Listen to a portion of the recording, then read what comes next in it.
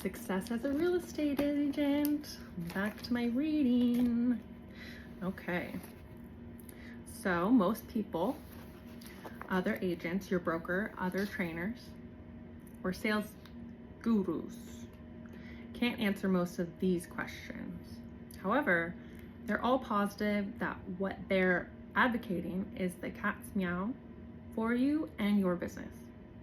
If it seems too good to be true, it probably is too good to be true. Top producers don't prospect.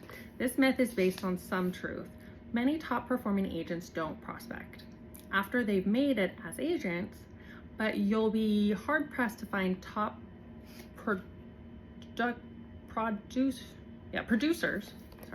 producers who got where they are without prospecting at earlier stages in their careers.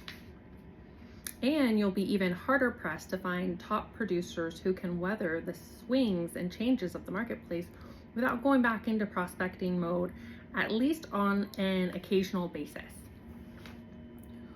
Don't quit prospecting ever as you become more and more successful at real estate sales.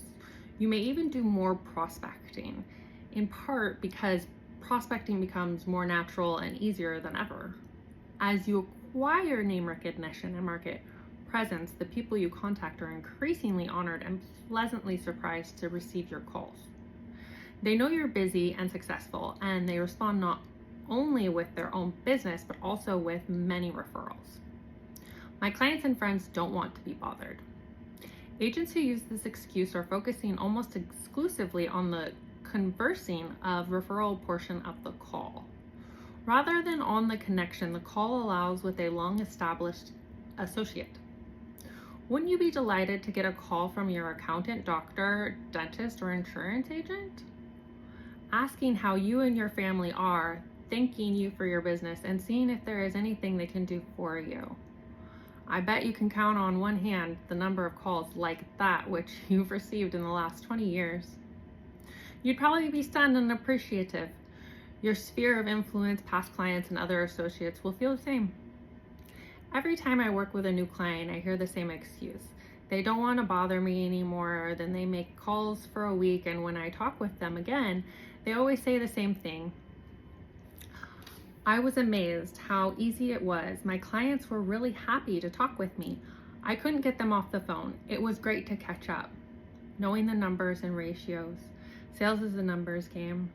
Prospecting is a numbers game as well. The problem is too few agents actually know their numbers and how to track them. The following sections help you understand and set objectives for your ratios of contacts to leads to closing, appointments to contacts, and contracts to closings. Knowing this information moves you almost immediately into the league of our industry's most productive agents. The law of assimilation. The law of assimilation basically says that achievement is the result of ongoing and constant effort. Everything in life, whether positive or negative, compounds itself over time.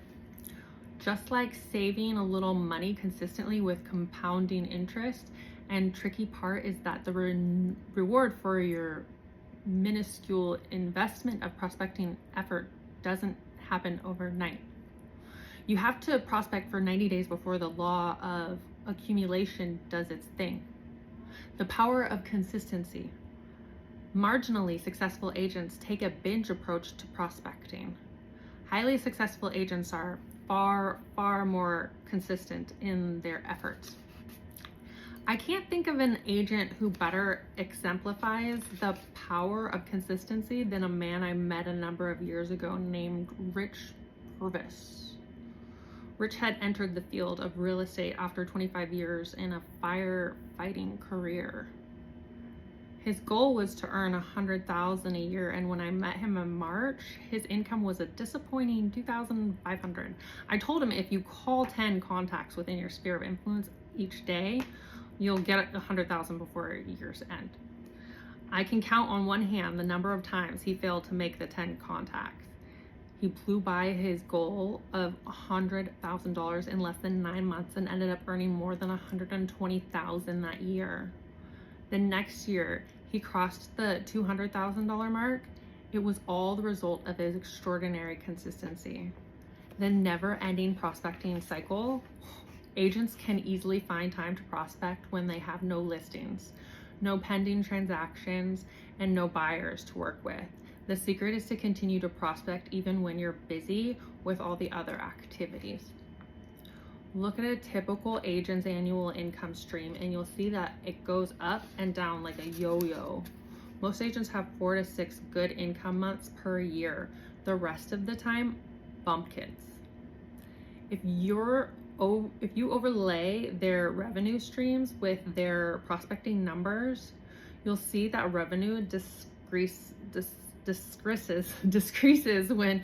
decreases when prospecting tapers off, leading directly to the business void that follows. Your job as a salesperson is to fill a pipeline of leads so you always have new prospects to work with. And the only way to keep a healthy pipeline or conveyor belt of leads is to prospect consistently. The importance of tracking results. Any business in sales can be broken down to a series of repeatable numbers that over time produce a predetermined result. When you establish goals and track your performance over a few months, you can determine the activities you need to earn the income you desire. When I was selling real estate, I decided that I needed 1 appointment per day in order to reach my income goal. I knew through tracking my numbers that I needed 3 leads to create 1 appointment. What's more, I knew I needed to make 12 contacts to generate 1 high quality lead because 2 of every 3 leads would be tire kickers. Contacts who didn't have the desire, need, ability, or authority to either list or buy in the reasonably near future. Based on that knowledge, I determined I needed to make 36 contacts a day, 12 each for the 3 leads I needed to result in 1 appointment. Miraculous. Establish and track your prospecting numbers. The law of averages even out your numbers over time. Don't evaluate yourself on a single day's achievements. Even a week is too short a period for evaluation. I've had days when I didn't get a single appointment. I probably had weeks that I got skunked during a 3-month period. However, I was always within a 5% margin of error on my number. The challenge of managing contacts. The store your prospecting information and assure prompt and ongoing follow-up. Employ contact management software such as Goldmine or Salesforce. Also, look into real estate specific software packages such as Follow Up Boss, Top Producers, or Wise Agent, which are designed to help you with your sales functions and also with business management, including creating market reports, generating correspondence, and tracking your closings.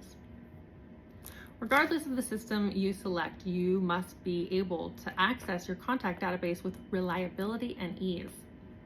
This isn't the place to apply a short string budget.